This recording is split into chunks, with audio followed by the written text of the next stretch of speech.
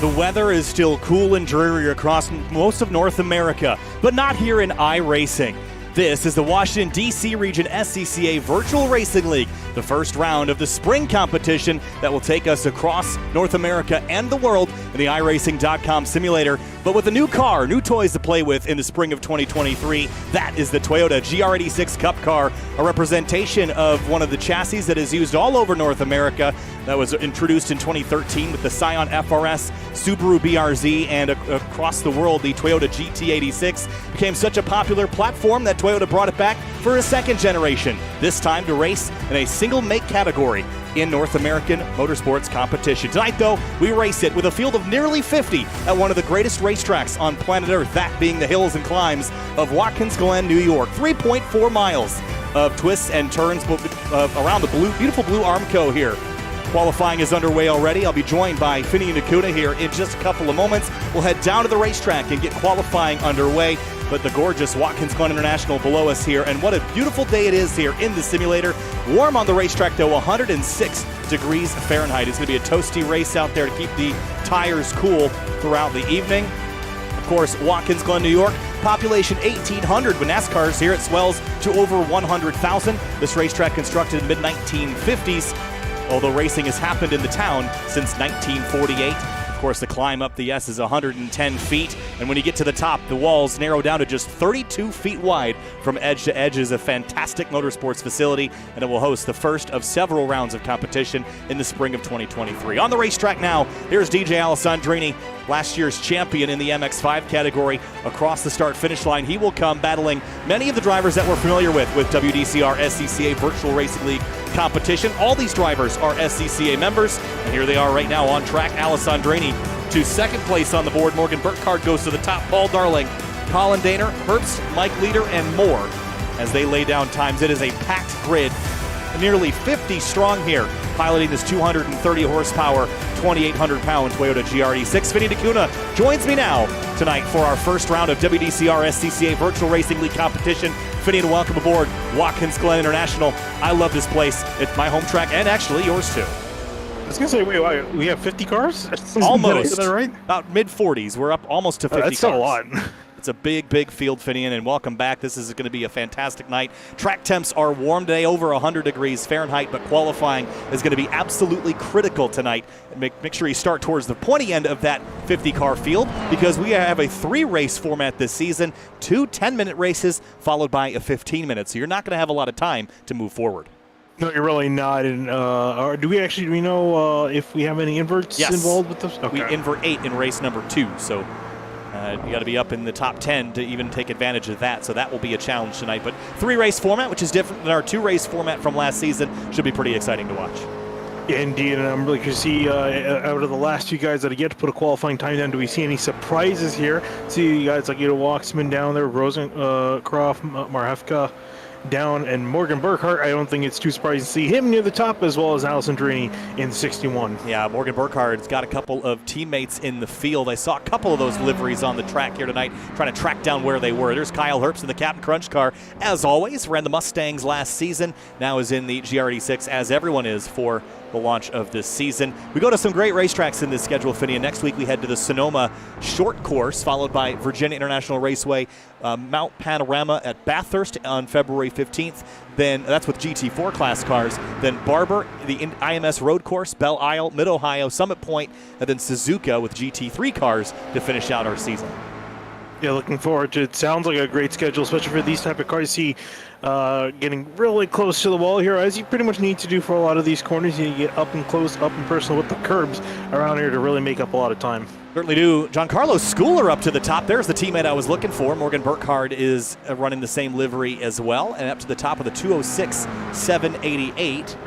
And Burkhardt now with a 206.899, so a 10th between them. Alessandrini running 3rd right now, which is rare to see him kind of get knocked even this far down the order. Jack Chrissy up to 4th that time through. Yeah, makes his way on through. Paul Darling currently sitting in 5th place. These guys have only 3 laps, so Darling on his last attempt to try to see if he can move up any more spots. So 5th is not too shabby of a starting spot. I think really anywhere in the top 10, you're looking pretty decent, at least for the first 2 events. Now this car must have sparked something in the WDCR community because it is packed full of drivers. We saw really good car counts last season, but this is even better. And this has brought back some drivers that we haven't seen in several seasons. Here's Khalil Natirbov. We haven't said this name in a very long time here. So Natirbov is back. Mark Shrivastava is back in the 87. There he is entering turn 1 in the Gazoo Racing livery. Mitch Marhefka comes over from the Grid Life world into the SCCA world this time around. Trent McMillian is back. Greg Ginsburg is here, as always, in an Oreo livery. It is fascinating how he always finds an Oreo livery for whatever we run here in this series. I know there's like one dude on Trading Paints. I'm not sure if it is him or not. That is always, I always see an Oreo paint scheme somehow. When a car first comes out, that's like one of the first few paint schemes made.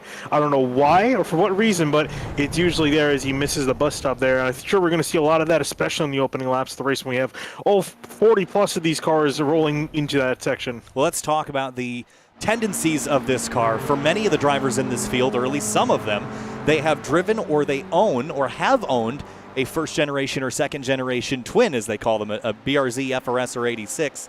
And that means that this is going to be a very familiar car to a lot of people in this field. Here's the one thing about it that I've noticed, Finian, is that it is not as fast in a straight line as you'd expect it to be, given that it has 230 horsepower, which is a pickup of about 30 from the first generation car, and dyno is about 50 more than the first generation car in terms of real wheel horsepower, about 210 compared to about 160 to 170 with the previous generation car. What that means is that you're on throttle for so long around here at Watkins Glen. You're braking so late. Great looking Tech Sport livery here by Ed Harris. That's a car that runs over in the TC America series with the Subaru platform. But this car, you're going to be on throttle so much, and lifting, braking, anywhere you don't have to, you're going to be crushing your lap times here and falling down the order. You have to be on throttle and carry good speed. Yeah, looking throughout the order, some great paint schemes in general. And I think we were talking about this qualifying here is coming to an end here. 37 car that is trying to see Ed Harris. Ed Harris. Gotta scroll on your timing screen, probably. There's I was going to say, yeah, it's been a while. I think I just have enough for everyone, but it's been a while since I've had this thing almost maxed out. And considering you and me are both running 1440p monitors, we have a lot of screen real estate. Yes, and actually that's a nice tie-in. I've got new fiber internet tonight. This is the first time I have streamed at 14,000 kilobytes a second, or kilobits a second, since I lost my fiber when I moved in 2021. So I am enjoying being able to push a much higher quality live stream tonight. And I've got all 3 of my monitors working tonight. So that means that I've got my full surround on my brand new 8020 aluminum sim rig. So I feel very at home and very ready to go racing tonight, Finian. Getting a starting lineup here is going to be very challenging. So we're just going to show it to you on the left-hand side of the screen, given that we don't have a lot of time to get through 50 cars. We'll try it real quick because we've got cars on the grid. So let's roll through it best we can. Kicking things off on row number 1 is Giancarlo Schooler. In the number 2, Morgan Burkhardt starts up alongside him there on the front row. Really wish they did full pace lap here to give us some more time. DJ Alcindrini rolling off in 3rd, Paul Darling next to him in 4th in the 155. Starting in 5th, it's Jack Chrissy in the number 27. Colin Daner starts 6th in the number 88. Back behind them, Matthew Mortar in 7th place in the 31. Peter Schworn in the 10 car in 8th place. Starting 9th, it's Andrew Pilata in the number 96. I know that he owns a second generation BRZ, so he's very familiar. Kyle Herbst has, and I think still owns, a first generation FRS track car. He starts 10th. Wojciech Isaac's going to be rolling off in the 23 and 11th place. Ido Waxman next to him in the 24 and 12th place. 13th place is Francois Bruce, number 69. Mike Leader starts 14th in the number 53. Back in behind them is going to be 15th, Ryan Daner in the number 6 machine. Peter Lauzen next to him in the 13 car and 16th. 17th place is Mark Labance in the number 29. Adam Kobach starts 18th in the number 85. Darren Taggart's rolling off in 19th with Kevin Chu in the 243 rounding out your top 20. Starting in 21st, it's Deacon Greenfield in the number 32. Ed Harris in the 37 starts 22nd. Back in 23rd, it's going to be Marcus Pine in the 21 machine. Ryan Dunham in the 36th and 24th. Starting 25th, it's Andrew Chow's number 22. Murphy Nichols starts 26th in the number 5. Back in 27 is going to be Sam Scott in the number 898 machine. Lewis Leslie in the 35 is going to be rolling off in 28th. 29th place is Greg Ginsburg in the number 72. Bob Shoemaker starts 30th in the number 25. Chris Freed's going to be rolling off in the 34 and 31st. Trenton McMillian in the 44 is going to be rolling off in 32nd. 33rd place is David Stern in the number 9. Sly Stafford starts 34th in the number 719. Oh God, they're rolling off. Michael Morgan in the 35th in the 05. Brandon Hook in the 45s and 36th. 37th place is Ben Sarley, number 17. Andrew Wozencroft starts 38th in the number 43. Mark Sharasova in the 87s, rolling off in 39th. Mitchell Marhefka back in the 41 car in 40th. And 41st, Khalil Natirboff in the number 19. Felix Borodady starts 42nd in the number 56. Richard Sawicki in the 528, going off 43rd. Jermaine Major in the 8 and 44. Rounding out your field of 45 cars, Adam Miller in the 11 car. All right, that is your entire grid. We got it done. Field is packed up, paired up, and ready to go racing here at Watkins Glen, and a good early launch. And green flag flies. We're racing at Watkins Glen in the GR86 Cup car with the WDCR SCCA Virtual Racing League. Good start by the teammates out front. Down to turn 1, everyone is actually pretty spread out up here. Deeper in the field, though, we got some too wide action into the first corner. I was going to say, by the time the guys reach the turn 1, there's still guys coming out of the final corner. That's just showing you how many cars we have rolling off here for this first heat. Only 10 minutes in this race. You cannot waste any time here. Heading up the hill towards the back straightaway, Giancarlo Schooler is in second. They're 6/10 clear of Alessandrini, who runs in third. And look at this stream of cars, 45 cars deep into the bus stop. These guys are almost bum drafting in third, fourth, and fifth, heading down into the bus stop. You don't want to be bum drafting by the time you head into this corner, as everyone tackles it for the first time. Some side-by-side action in the midfield, I see. Wojtek Heidesek in the number 23 was side-by-side with Waxman. So far, so good. Nice, clean start here, probably because of the early launch. That might have actually been a favor from those front drivers to get everybody strung out. Good battle here. Here's Waxman in the 24. That's the white Panasonic car. And to the inside is Mike Leader in the 53. And there's some trouble behind him. Car spinning, and it looks to be Peter Lausen. And I think he alt F4'd, but someone got turned upside down in the process. Marcus Pine, I believe, is one of them. Yeah, Lausen was definitely the one that we saw going up and over. So unfortunate to see his car out of the race early on. Pretty frantic moments otherwise, but out now for third place. Look at this. Alessandrini's caught Schooler here.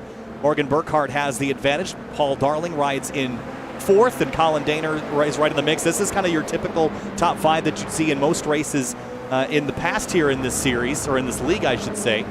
But we'll see with this new car who's taken to it quicker. Yeah, I was going to say, Alcindor did not get a good start in particular. Burkhardt and Schooler, I think they plan on getting a bigger jump on the rest of the field as a wreck is out of the boot. 2 cars around. Greg Ginsburg, one of them. Not sure the other one is. I think Sly Stafford in the 719. Yep, Stafford loops it there in the number 719. Ginsburg gets back rolling. They jump back up to the front here. And 2 teammates, that's going to be useful to them, because with the car that requires a little bit of help down these straightaways, having a teammate and someone on your side is probably not a bad thing to have.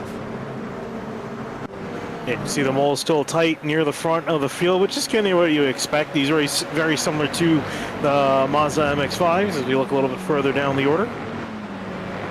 Alessandrini is closing the gap there on Schooler, but they're going to go defensive down the back straightaway as you'd expect them to here. Line astern, Alessandrini's going to pop out 2 drivers left into the bus stop, and a battle for second is underway. He's going the long way around, and he's got it past Schooler. Oh, the leader. Burkhardt. Yeah, I was going to say, Burkhardt did not get a good run through the bus stop, but will make his way on through. Oh, Moorhart's got a problem there. That's the 31. Heavy rear end damage. Self-stricken here. Let's see if we can. Oh, wow. Kind of got all out of shape on his own and backed it hard into the fence. That will throw him back into the pit lane. We jump back to that battle. Look at Schooler going down the order here, down to third. Colin Daner, Pilata, all in this mix with Paul Darling right hot on the heels of that third place car. Yeah, Darling was looking really on the attack on Schooler, almost trying to make a pass on him, heading to the toe of the boot. Now heading towards the heel, a big block by Schooler. Now heading to the heel, Darling going to be on the outside, going to try to outbrake the 2 machine. Going to probably go off the track. Schooler's going to win on this occasion. Yeah, he got squeezed there on corner exit. Some trouble behind, and the carnage on the exit of turn number 8, or 7 rather. That's the 44 of Trent McMillian. Let's see what happened to him. Well, he was already turned around backwards. And just gets on the curb on the inside and hooks the car around and snap back to the left. And then right here, I think he's going to get another car caught up in this. Just beyond the shot there. Up front, Burkhardt Might have to get defensive here with Alessandrini closing in the braking zone at turn 1. And meanwhile, behind them, Colin Danner just made a pass. Wow. Woo, Alessandrini's way out wide at the exit of turn 1. You can get out there, you just can't go too far. You'll get yourself a slowdown penalty. But you can get pretty liberal with the off tracks there, although there is a 14x limit, as here comes Schooler back to the inside of Alessandrini after that mistake. Yeah, I was going to say, it cost him a lot of momentum heading out of that first corner, which is so vital down this entire section of track, because you're full throttle all the way here to the bus stop. So Schooler's got the preferred line and nose ahead and the slipstream from Burkhardt, so it looks like DJ's going to yield. Back to third place he goes. Over the curbs here, again carrying speed. Big jump there for Alessandrini, trying to recover some of that lost ground. As we look back in the field here, Chris Pete, David Stern side by side. This is for 24th. Good racing here as they race towards the bus stop again. This is just an outbraking area here. Watch the nose dive here on the soft suspension. There it is, and Stern around the outside. Expert move there. Yeah, solid job. Ooh, almost runs a little bit wide on the bus stop, but we'll keep it on track. We'll secure that 24th place spot. Good racing back here as well. Louis Alessi in the 35, Felix Borodati. This is for 36th place. Ly Stafford in the background, I think. There he is, that green car. Coming back after his issue he had at turn number 9. Ryan Daner, side by side with Mark Labanson Moore. Yeah, actually, Daner really made a big mistake in the toe, ran wide. That allowed Deacon Greenfield and Labance to try to work their way on through, so lost 2 positions in one corner. Up front, the top 5 are still pretty much nose to tail here. The exit of turn number 9 is Paul Darling. Oh, big crash behind him. Kyle Herbst is in the wall.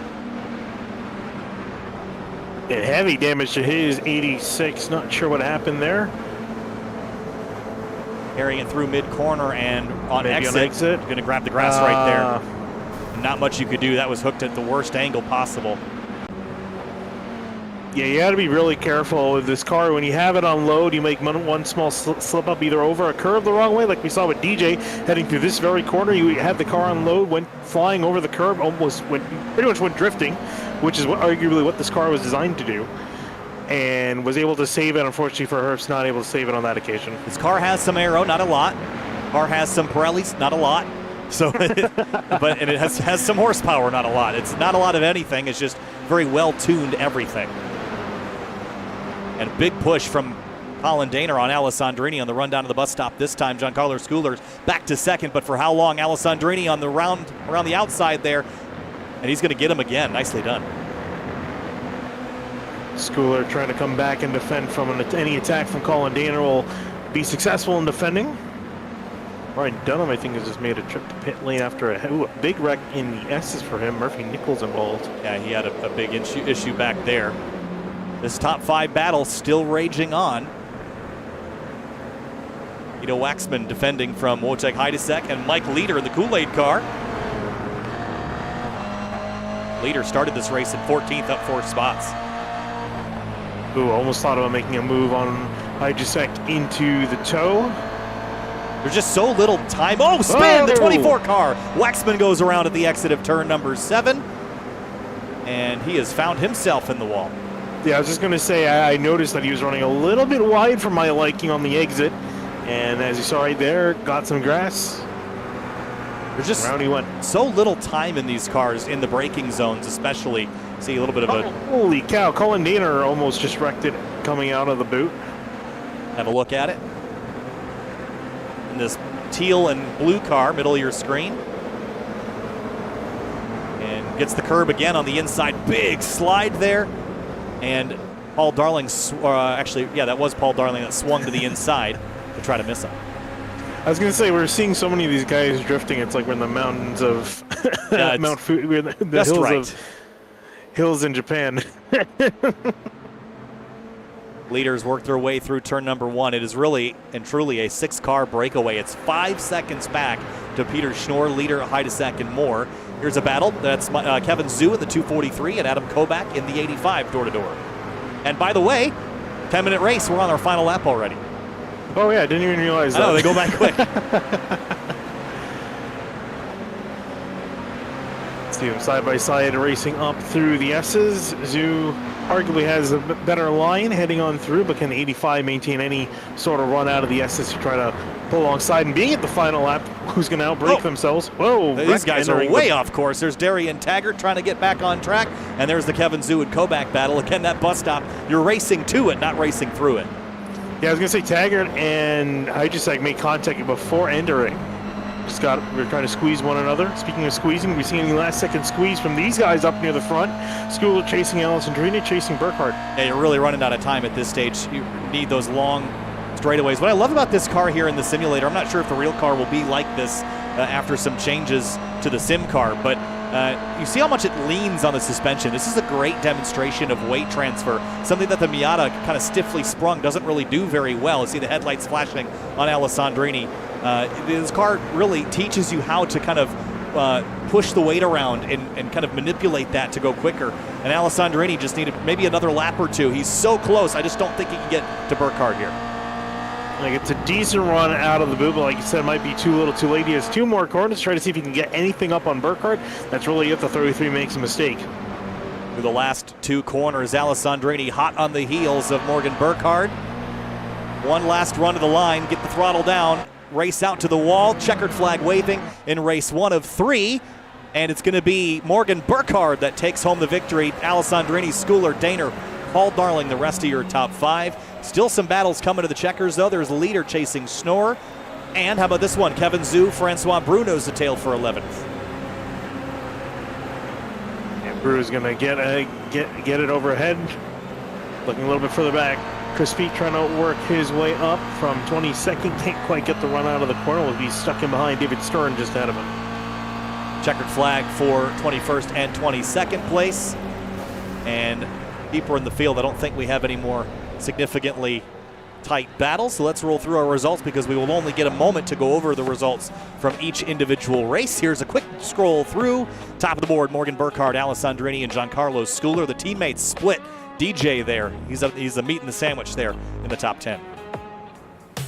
Yeah, I was going to say a solid job there, especially after a pretty lackluster start from him initially on the first lap. Looking back, Francois Brou, Chris Peet over there in 22nd, Jack Christie, Rosencroft, Shrivastava, and then really when he started getting down these next few pages, a lot of guys ended up wrecking out or having some sort of trouble throughout this first event. Yeah, here's another look at 31 through 40. Kyle Herbst recovered for a 35th at the very least. He will start race 2 where he finished race number 1. And here's a look at the rest of the order. Sam Scott, by the way, crept into this one. Didn't actually make the start. Maybe he'll make race number 2 that will kick off here in just a moment. 2 drivers left coming to the checkers before we start things over. One last look here at the top 10. But Darling and Pilata didn't really get a chance to play up there at the front. Both of those drivers have owned this car before. So it's, it's going to come down to capitalizing on runs. We saw a lot of movement for the drivers in the midfield, but up front it seemed like passing was a big challenge, and it was done really at the bus stop. Yeah, I was going to say, I think definitely that run out of turn 1 up and through the S's heading towards the bus stop, such an opportunity to get a good slipstream pass built up and executed that it's really arguably the best passing place or passing opportunity around this track. Field is gritting up for our second of 3 races, another 5-lapper here. And so far, so good, Finney. And I love the way this car races. I've only gotten to see it race once in iRacing before in a league racing capacity. It was at Sebring. But I just love the way they move around. And when you get 2 drivers that are not willing to give anything up, it can be really, really entertaining. Oh, absolutely. I think that's why we're seeing, we talked about it before, there's so many guys on this grid, and a lot of guys are really, we've seen before on Sim TV, and it's really a who's who of a lot of the guys that raced in WDCR and in Grid Life. A lot of guys coming back together here and putting a really solid grid together of drivers, some really solid talent, and it makes sense because this car in general in iRacing was very well received, and for good reason. And getting some information about Paul Darling. Now, Paul Darling has actually driven my twin before with me in the car, and he certainly got a lot more out of it than I did. He's also a Midwest 86 Cup champion, by the way. It holds the lap record for the stock category at Summit Point Shenandoah, which is a suitably technical circuit for a car like the 86 and BRZ. Cars rolling now for race number 2. And Mike Leader on pole here with that 8-car invert. So he will start up at the front. Peter Schnorr alongside him. This is Andrew Pilata's and Paul Darling's time to shine here, Finney. They start row 2. Yeah, you see what they got built up, lessons learned from this first race, what they're going to do for race number 2 here as we come into the green flag. Pace car will roll off, and the start is at the consent of the pole sitter, which is Mike Leader, and waiting for acceleration this time. This is going to be a much more bunched up start. Green flag flies, and we're going to be 3 abreast by the time we get to the stripe. This one's going to be wild down to turn 1. Oh, I don't like this. We're 3 wide, 3 wide, 3 wide, 4 wide in the back. This is not going to end well. Someone is going to have to give a lot of patience required. 5 wide. Car in the grass. 5 wide through turn number 1. Will we get out of it the way we got into it cleanly? So far, so good. 3 abreast for the top spot. Now it's for second as Mike Leader takes the advantage, heading up the hill here. Peter Short just got bullied out of the top few spots. Everybody's saying, move over, I'm coming through. As they're all racing up through the S's and very much side by side heading to the bus stop. Wow, look at this great massive cars heading down to the bus stop. There's no way they get through here without making a mess of it, Finian. Who's going to give up? Who's going to yield? Not many of them. Oh, they're going to go side by side. DJ swinging out wide, trying to overtake the 53 leader, while Schooler also is trying to make a pass. One big mess in the background there. Adam Miller is one of the drivers in it. I think a couple cars torn up in that one. We'll see if we can get a look at this one a little bit later. But meanwhile, into turn number 6. Leaders fall into 4th, and now side by side with Alessandrini. Yeah, look at them. They're still side by side. They look like they're pacing around here, that they're still bunched up together, heading off and through the boot. They go. Whoa, Paul Darling around, threw it in too much. He's going to clip the 53, and Leader also taken out. Oh, they're going to be right in the middle of the racetrack as well. They're trying to get out of the way. They will not get out of the way before a couple more drivers get involved in that one. But up front, it's Pilata, Daner, Alessandrini, Schooler, and Burkhardt, your top 5. And behind them, there's still a mass of cars headed down to turn 8. Here's a big swing out from... That is, who is that? That was Murphy Nichols in the 5. Looked like Brian Heitcotter's liveries for a second. He usually runs a blue and orange and black car. Like I said, I felt like I've seen this paint scheme before. That's exactly where I've seen it before. Nichols sporting those colors, really nice colors. You can't go wrong with blue and orange. Certainly can't. Does look a lot like a Heitcotter car. Whoops, spin in the background. Burkhardt drifting through the final corner, somehow manages to save it, caught some grass on entry. And up front, Colin Daner to the inside of Pilata for the top spot here. It's trying to outbrake Pilata. I think he'll be successful in doing so, but now under attack. Pilata is getting passed by DJ Alessandrini around the outside. Used every inch of the road. That was legal. He's on the curb and now has some side-by-side movement here up through the S's. 110-foot climb, and he slots himself into P2. 3-car breakaway. Schooler 7/10 back. Here is Francois Brou and Kevin Zhu side by side. Both of them side by side here, working their way up through the order, up 3 spots for both of them since for the lead. Start of this race. As you look back at Alessandrini, now going to overtake Colin Daner, heading to the bus stop. That didn't take long. It didn't. What can Daner do in response here, heading into the outer loop? Pilata's right back on the heels there. Oh, there was a turn massive wreck in the S's, like a massive wreck in the S's a few moments ago. Oh, holy cow! Yeah, you're not wrong about the massive, huh? Well, let's just get one look at this, and then we'll cut back live. But it was already happening here, and cars flipping and flying and tumbling. Yeah, you're gonna have to call like multiple ambulances for that. Good God. All right, back up live now. Here's Alessandrini, Daner, Pilata, and Schooler's caught back up. His teammates lagging back about 2 seconds from this. And here's Murphy Nichols, Kobach, and is that Francois Brou to the outside? Indeed it is. And see who's going to win out of this exchange. Kobach stuck in behind, going to try to follow Murphy Nichols on through. Brou trying to pinch, though, as they head through the apex. Man, pit lane is a very busy place if we want to show you what that looks like right now. All the cars that are in pit lane after that turn thousands and thousands of dollars. Yes. It is a graveyard in there right now. Alessandrini, though, through turn number 10 and 11, has the advantage, but Daner and Pilata setting up behind him back onto the front straightaway. You see what Dana's got in store. Alessandrini got away. Obviously, it's extremely hard to break away with these cars from the lead. You always end up getting that lead pack, which is nice because these guys have a chance to fight back.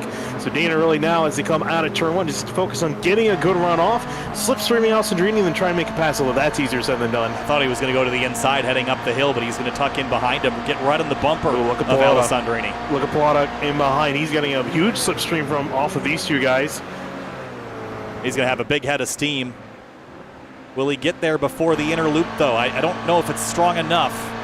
Colin Daner seems like he's working with Alessandrini right now, pushing him, not being aggressive. I think he knows that second place is the place to be. Big fling through the inner loop, and DJ nails that and gains some ground. Yeah, Daner made a mistake. Pilata now over the back of the taillights of Colin Daner, and it looks like Murphy Nichols is in the pits. Not sure what happened to him. Also in the S's. Yeah, I think there was some contact here, right there off the bumper of Francois Brou, turns him into the wall and flips back around, but that is going to be the end of race 2 for Murphy Nichols. I was going to say race 1 was pretty clean by comparison. Race 2, I guess, has all the depth that race 1 probably should have had. I think it came down to the start, right? The drivers on the pole in race 2 didn't go until the green flag, which kept everybody bunched. The leaders in the first race took off as soon as the pace car left, caught everybody kind of hanging, and that stretched the field out enough that we didn't have any major incidents. Let's just say, come hoping for race 3 they do a little bit more what they did for race 1 here. So you see side-by-side action. Number 2 machine of Schooler trying to work past Pilata will do so on this occasion. That was good stuff. Door-to-door, mirrors bumping down into turn number 8. And in the background, couple drivers scrapping for some spots. That's Ido Waxman in the Panasonic car, then Mark Labance and Kevin Zhu. This is for 7th place. Is he getting a decent run of the corner, trying to catch up to Labance. And how about Ido Waxman going back to him? Up 21 positions from 27th. Remember, his first race didn't go so well. He had a spin, but now he's up into a really good spot for the main race, the 15-minute race. So that is a great climb, and I think a lot of it just surviving all the chaos on the opening laps put him in a great position.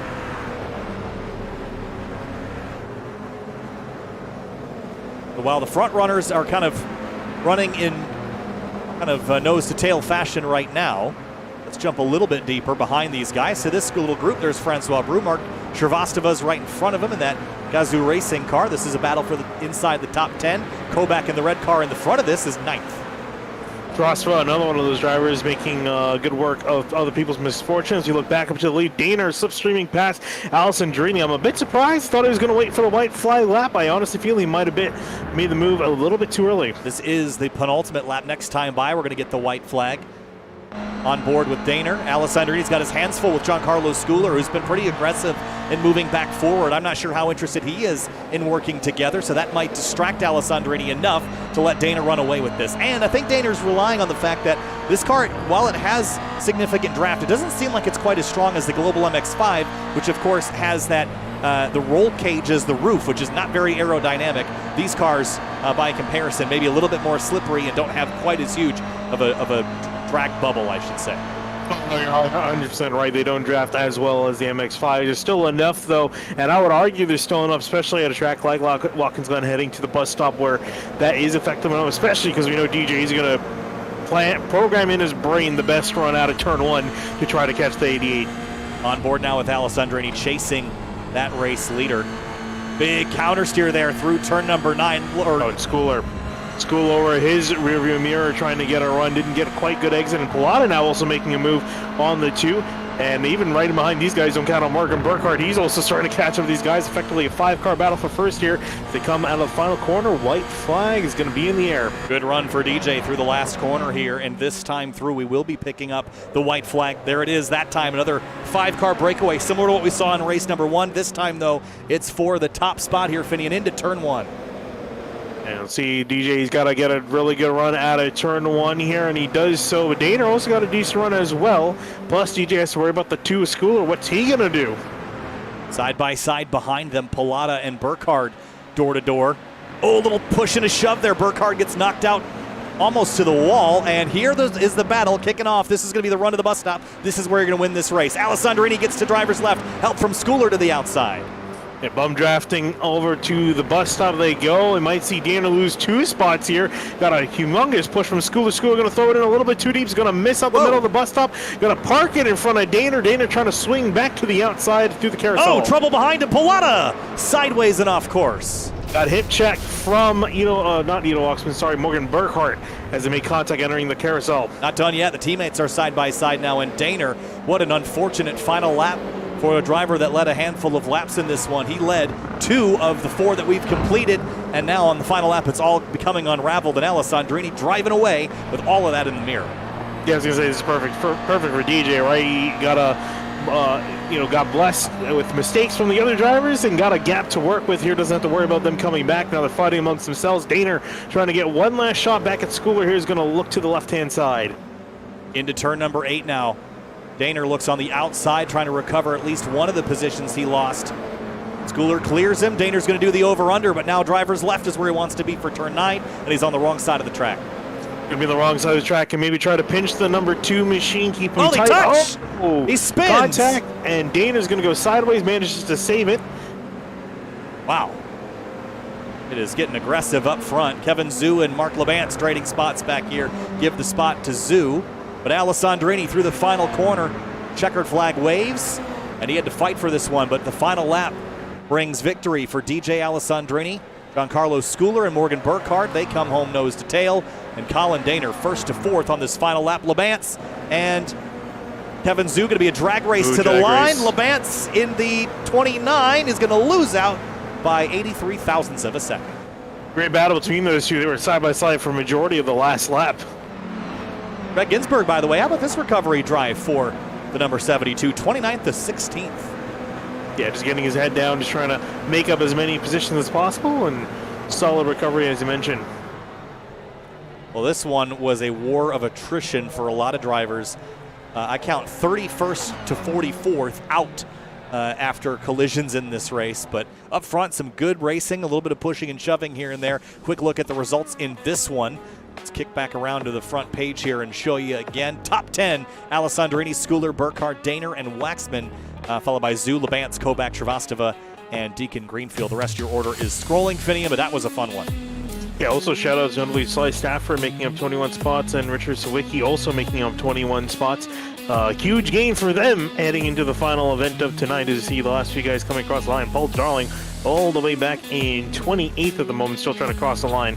Yeah, that was a frustrating one for Paul Darling in particular, as well as a couple other drivers that had some unfortunate moments in this one. Have a look at Andrew Pilata's moment again, Finian, as we go back to see what happened here through the bus stop.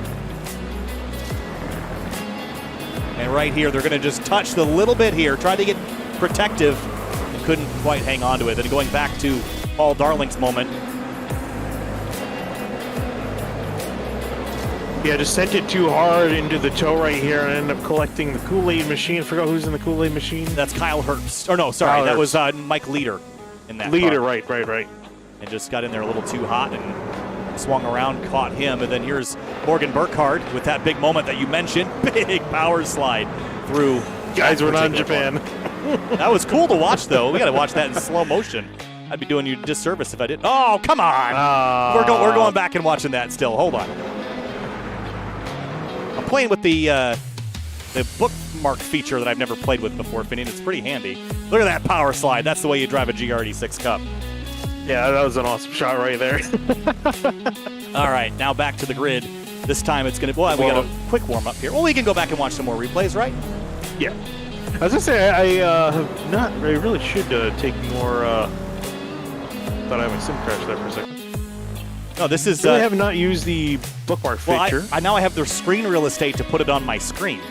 But you hit add bookmark and then you right-click on the bookmark later and you can rewind with a little bit of a margin. It puts in the margin that you have in your replay area. And it's pretty nifty little tool. Yeah, especially for these kind of races, right? Yeah, because you need to have a way to look at highlights. I think we'll make a highlight reel part of the thing going forward. Pretty cool stuff. But even go back to see that issue in the bus stop as well while we've got a moment. Lap 1. Yeah, here it is. There was a whole lot of stuff going on down here.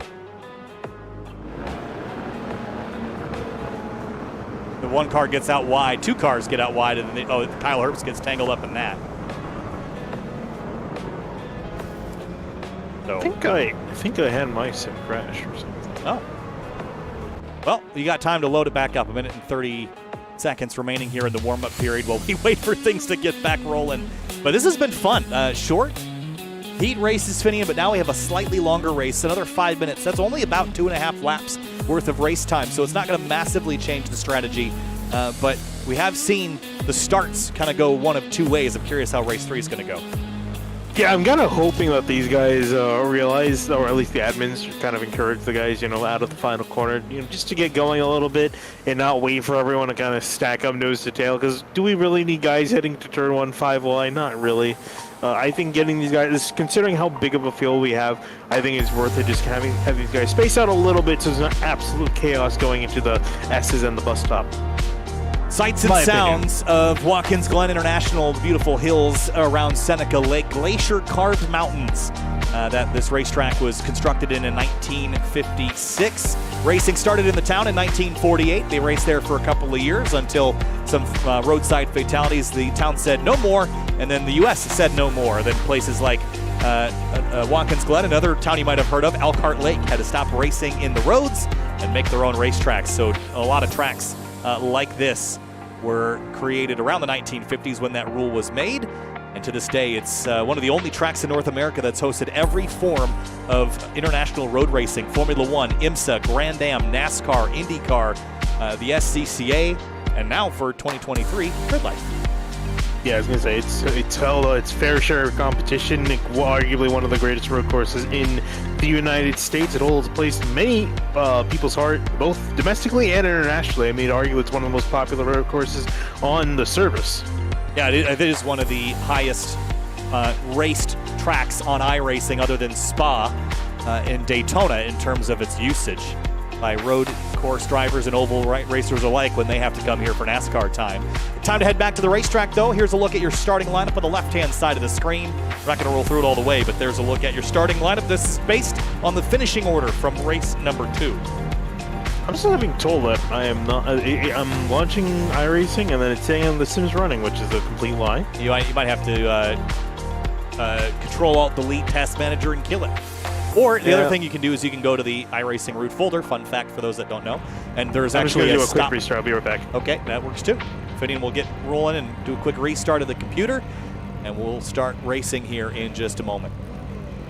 Alessandrini starts on pole alongside Giancarlo Schooler, Morgan Burkhardt, Colin Daner, Ido Waxman, Zhu, Labance, Kobach, Shrivastava, and Deacon Greenfield, the rest of your top 10. Another look at the weather information for this race. It was hot earlier, it's hotter now, 108 degrees Fahrenheit. Pretty slick racetrack. As the field begins to roll off and head down towards the penultimate corner and get set up to go racing, Alessandrini is in command of the field.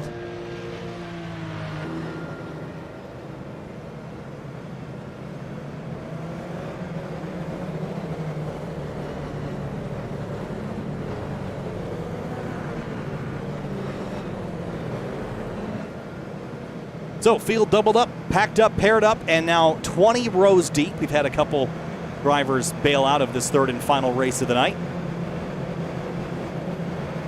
And the teammates kind of kitty corner this time. Schooler on the outside of row 1, Burkhardt on the inside of row 2.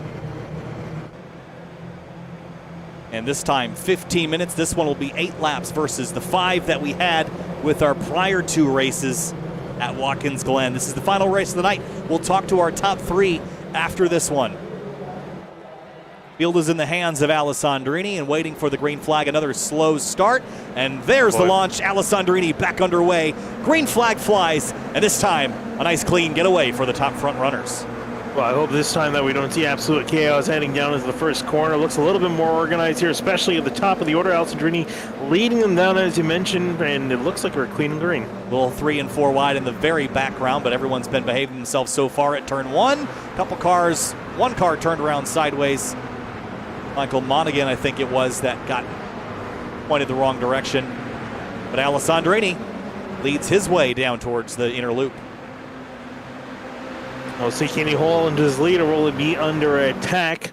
So they're working their way on through single file for the first few cars up the order. I'm curious if we see guys be a little bit more patient now that they have a little bit of extra time. I know 5 minutes isn't a lot, but that's 2 extra laps pretty much. Whoop, couple cars a little off kilter, and there's some drivers having a moment.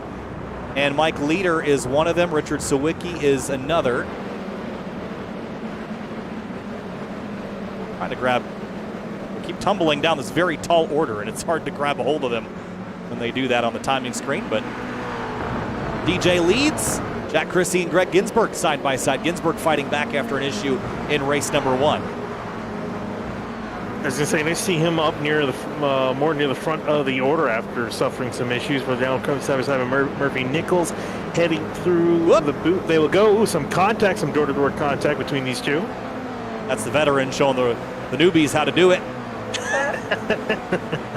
Look at this, Mitch Marhefka, the number 41. Haven't really talked a lot about Mitch tonight. Started 14th in this one. He's already up 3 spots. And big run on the exit here. He's got Andrew Wozencroft, the monster car.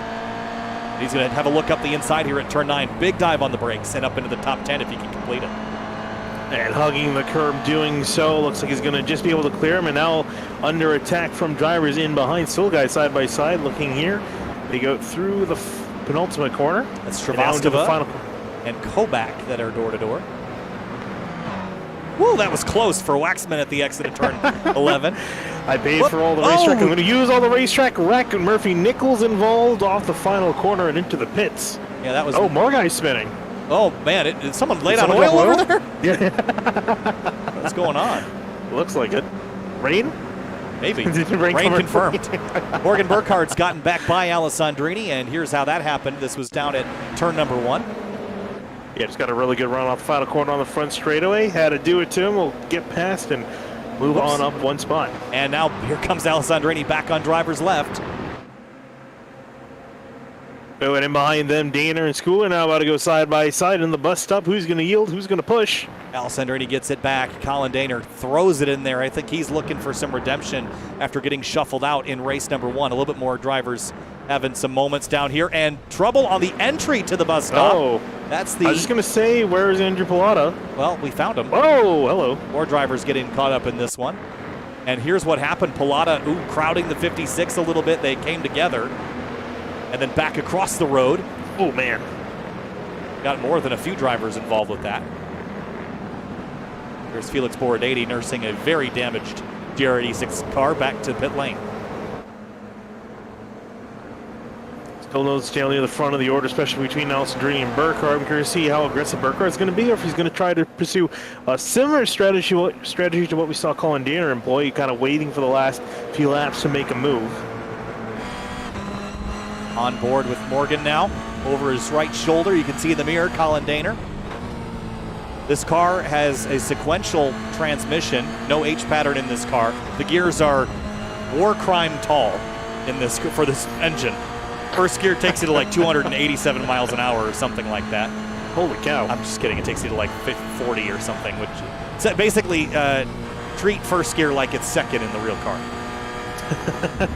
Yeah, I think second gear in my car takes me to 57. It'll take first gear in this car takes you to 60 something. Yeah, I kind of feel like that makes sense, because are you really going to go lower than like 30 or 40 throughout a corner? Probably no, but not. I don't like downshifting to first. It just makes me feel like the gearing's wrong.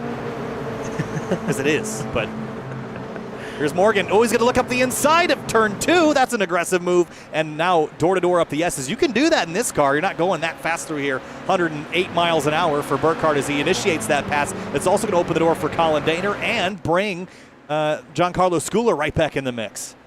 Here they go, nose to tail, bump drafting each other again. Surprised to see Schooler. Oh, okay, could have sworn I was going to see Schooler pushing Alessandrini. He backs off not to help the competition. It's going to be Burkhardt, Daner, Alessandrini. Alessandrini still trying to make a move on Daner. Has to peel back in behind, though, as they go through the bus stop. The 4-car breakaway. Waxman and Zhu run 5th and 6th.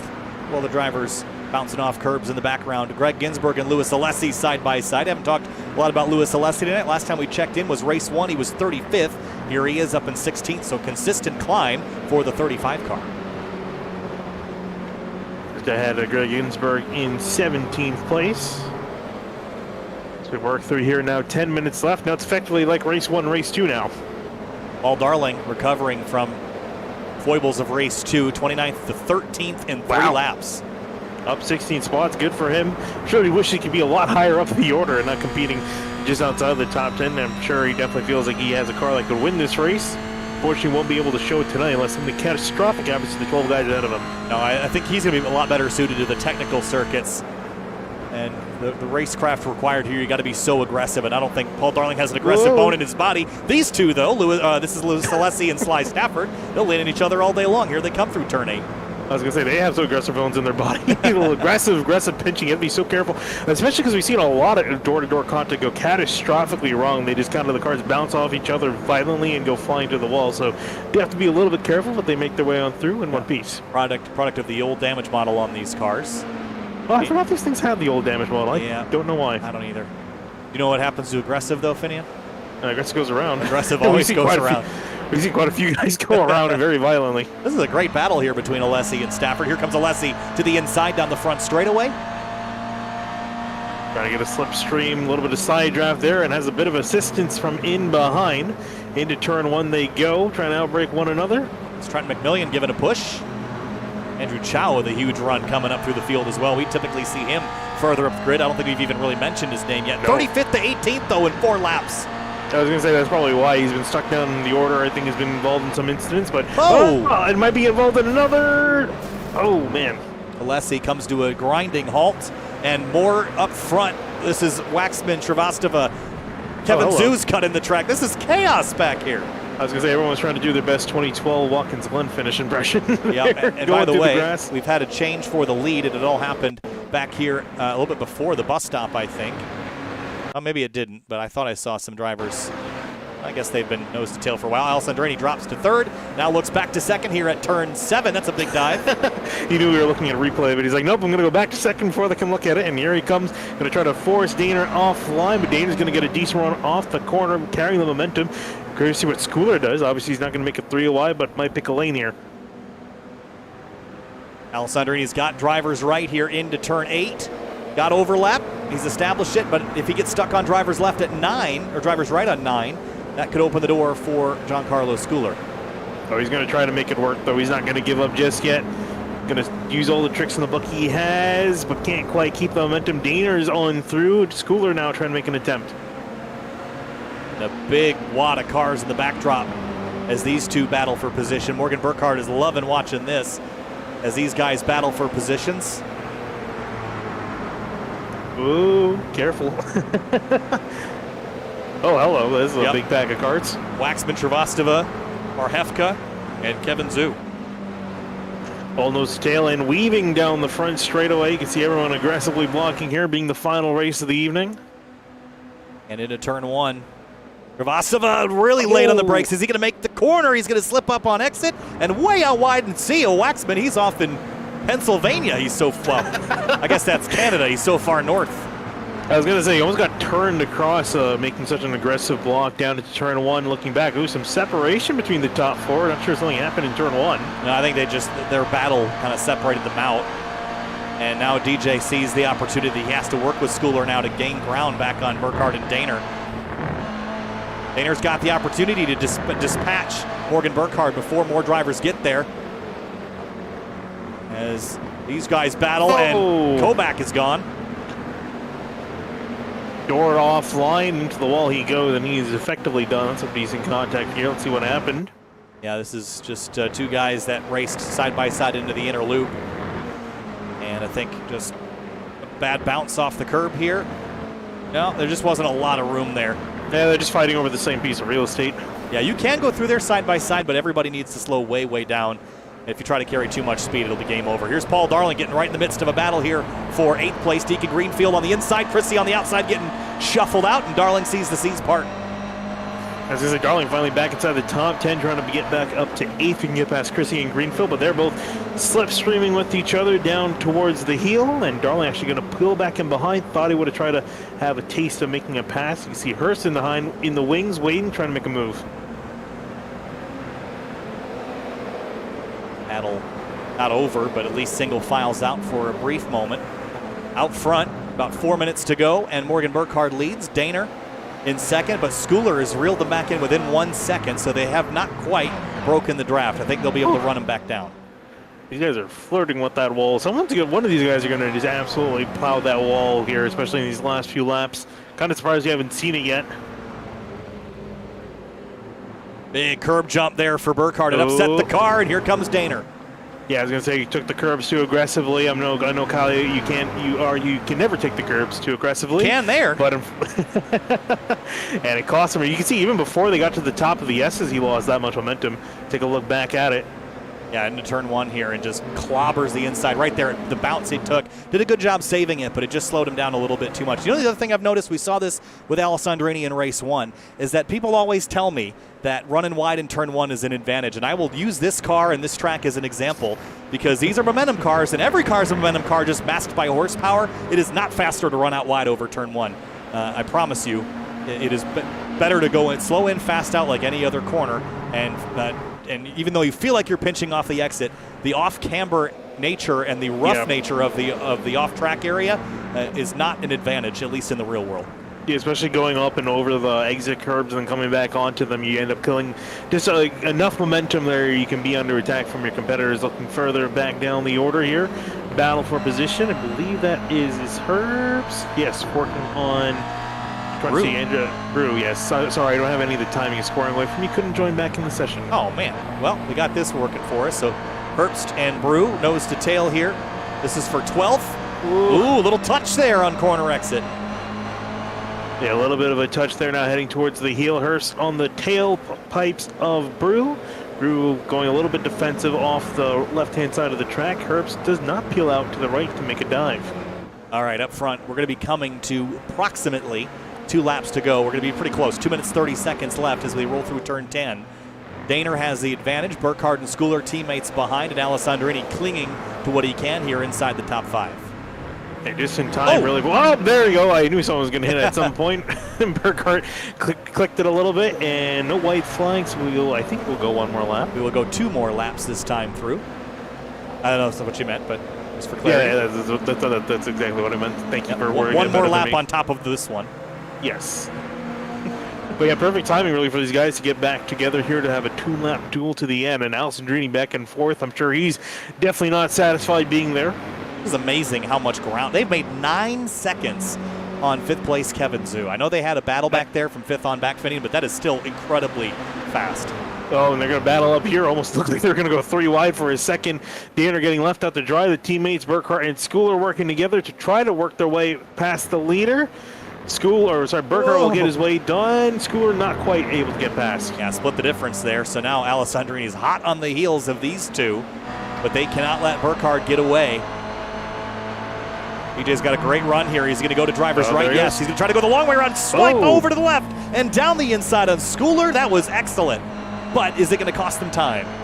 Always leave them guessing. Never let them know your move.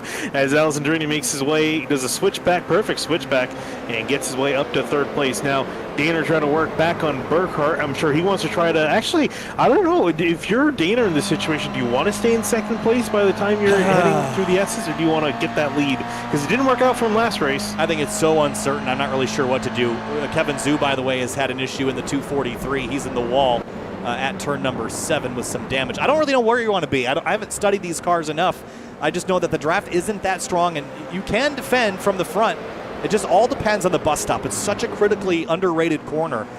You have to carry speed through there, and you have to know how to take it when you're put offline, because that's where you're going to be, either leading or chasing. You're not going to have a good line for the bus stop. You have to know how to take it both ways. There we go, working through the final few corners. White, as they come out, it's going to be white flag in the air. The same 4 drivers we saw fighting in the last race. They're fighting it up near the front here, white flag. One more time around Watkins Glen, 3.4 miles to decide this one. Morgan Burkhardt has the lead now. Will he have it 3 miles from now into turn 1? And it all depends. You get a great run out of the corner. We saw Daner take a pretty big curb hop, though. I'm not sure that killed enough momentum. Also keep an eye on Alessandrini waiting in the wings in 3rd place. Schooler pushing at DJ here up the S's. He's going to have a big run on Colin Daner. So will Daner get the advantage here from the shove, or will DJ go a different way? Down the backstretch, Burkhardt stays hard drivers right. I think that's a mistake. He's going to drift back to the left. That was the best move he could have made here. Here's Daner up the inside. Burkhardt's going to stay left, and they all head down to the bus stop. 3 wide for a moment, but Morgan keeps the inside and keeps the lead. That was well done, well executed by Morgan Burkhardt. That might have been it. That might have been it. DJ benefited also as well by making Colin Danner mess up the bus stop, killed his momentum, going to try to slingshot, get a run outside of the carousel, now looking to the inside on the entry to the boot. Yeah, we'll get past Colin Danner. They save it, almost. Yes, he does. Oh. I think Daner just turned in there, but Schooler I think he had the fender in on him. We'll have to take another look at that one. So remind me to come back to that. But Morgan Burkhardt, he did exactly what I thought he should have done, Finian, and that is stay left heading into the bus stop, because the bus stop, those lefts are so much more important than the rights. So if you can make someone stay driver's right headed in there, as long as they don't clear you, you're going to have the advantage. And if someone gets knocked out of the way, it's not going to be you. Oh, absolutely. Did exactly what he needed to do, defending 3 angry drivers in behind as he rounds out of the boot. Looks like Alison Drini, he's trying to close in, going to be arguing if he had one more lap. He had one more lap, things might be different, but he doesn't. 2 more corners left for Morgan Burkhardt in the number 33. And here he comes. Final corner for Morgan Burkhardt. Well executed defense on the last lap, and he will celebrate with a victory lane interview. Morgan Burkhardt wins at Watkins Glen. Alessandrini Schooler second and third. And some more battles deeper in the field. Shrivastava and Greenfield side by side.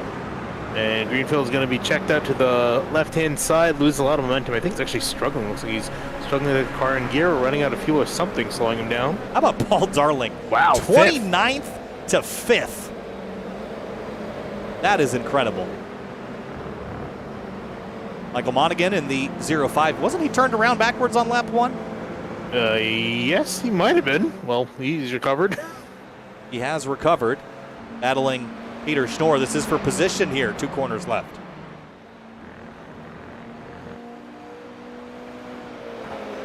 And some significant damage to his car, trying to work around the outside. Maybe damage, might have he's not gonna as get good it. aerodynamics, but it's going to have enough to get past. It's got the run, that's all that counts. And checkered flag for those 2. Peter Schnorr will grab 18th spot. Wow, that was fun. I like this car.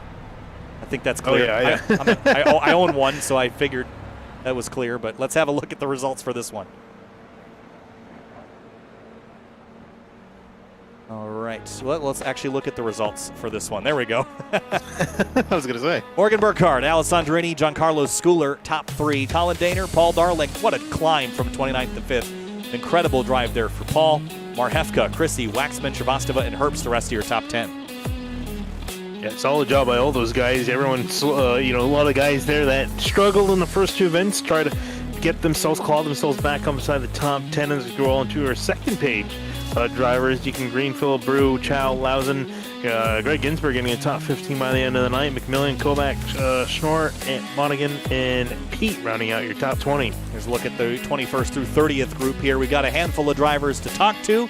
So let's first start with Morgan Burkhardt and Giancarlo Schooler, who were working together tonight at times. And guys, the teammate situation kind of worked out pretty well for you guys. Morgan, let's start with you. Pretty good night. Won the last race of the evening, and with a great defense headed into the bus stop. You knew to move left there. Tell me what was going through your mind that final lap and how you knew to move left instead of stay right. Well, it actually kind of surprised me. The triple bump from the guys behind put Colin a lot farther up than I thought he was going to be. So I misjudged that a little bit, but you kind of have to swing left so you don't pinch it off and then make yourself really vulnerable on the exit. Coming out of the whatever the carousel was called. Yeah, that's it. So yeah, I knew that I had a better chance of kind of just sticking it around the outside than holding inside and blocking them up. Well, worked out well for you. Tell me about this car. You seem to kind of really clicked with this car in particular and run up front most of the night. How do you like this car, and what suits you with this vehicle? I really like it. I mean, it's a lot of fun. It's got a few kinks in it, and you gotta understand it to be quick with it. But I like the braking and the rotation that it has. But yeah, other than that, I mean, it can be really annoying sometimes when you go through a corner, you get the entry rotation and get on the throttle and it just boats. But yeah, it's a really fun car to drive. and your teammate, the number 2, Mr. Schooler. That was a fun night tonight watching you slicing and dicing up there in the mix. You also have kind of clung to this car and had some really good performances tonight. What was your view out the windshield tonight battling DJ Morgan and others? Yeah, it was great fun all around. I had a great time. You know, this car provides great racing. It punches a pretty big hole in the air, of course. So drafting is great fun in this car. And, you know, it's really easy to go side by side, do a lot of these corners here. This track is a great venue for this car. And overall, it was just great racing all night. Well, really fun to watch you guys. Congratulations on the really strong top 5 runs in all 3 races tonight. And best of luck to you. We head to Sonoma next week. We'll see you guys there.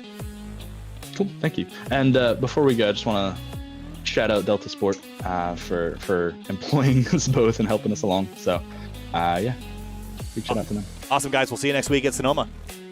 See ya. Cool. Thank you. All right. Not sure we're going to get anybody else tonight, at least not that I can see, Finian, at the moment. So I don't see Colin Daner or DJ Alessandrini at this time, nor Paul Darling. But Finian, some really fun racing tonight. This car is going to put on a good show for us this season. Well, I'm sure, and again, like I said, this is like showing this car in this race, showing off exactly why so many guys show up to drive it. It's a fantastic car.